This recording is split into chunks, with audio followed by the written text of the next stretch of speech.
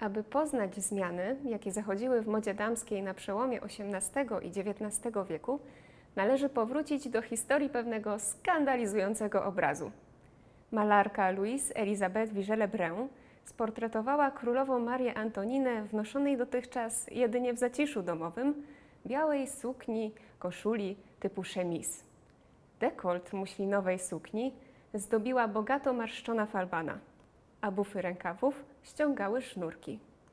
Strój ten nawiązywał do głoszonego przez filozofa Jana Jakuba Rousseau sentymentalizmu, kierunku postulującego powrót do natury. Moda na swobodę i prostotę utrwaliła się w okresie rewolucji francuskiej.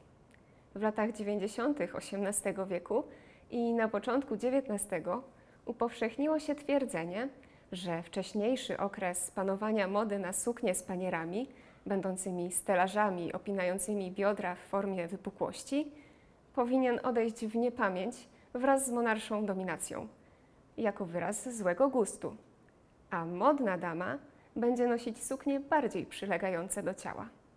To utorowało drogę popularnym w okresie dyrektoriatu swobodnym sukniom z podwyższoną talią. Na ówczesną modę ogromny wpływ miała także fascynacja starożytnością grecką i rzymską. Kobiece suknie nawiązywały do antycznych tunik. Damy zakładały proste białe suknie, wiązane pod biustem sznurkiem lub szarfą i spinane kameami. Wykonywane one były z lekkich, delikatnych i modnych tkanin, takich jak muślin indyjski czy jedwabna gaza angielska, a także lniany batyst.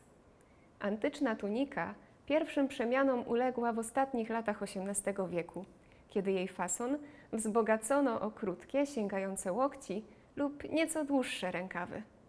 Niezwykle pożądanym i cennym okryciem był szal, wykonywany z tyftyku lub kaszmiru, ozdabiany wzdłuż brzegów haftowanym ornamentem.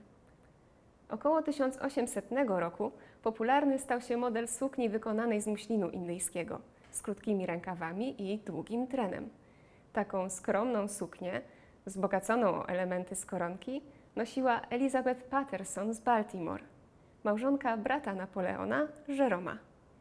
Po koronacji Napoleona na cesarza Francuzów w 1804 roku o trendach znów decydowała etykieta dworska. Zaczęły powracać ciężkie, dekoracyjne tkaniny jedwabne i aksamity, a dekadę później obniżeniu uległa talia sukien.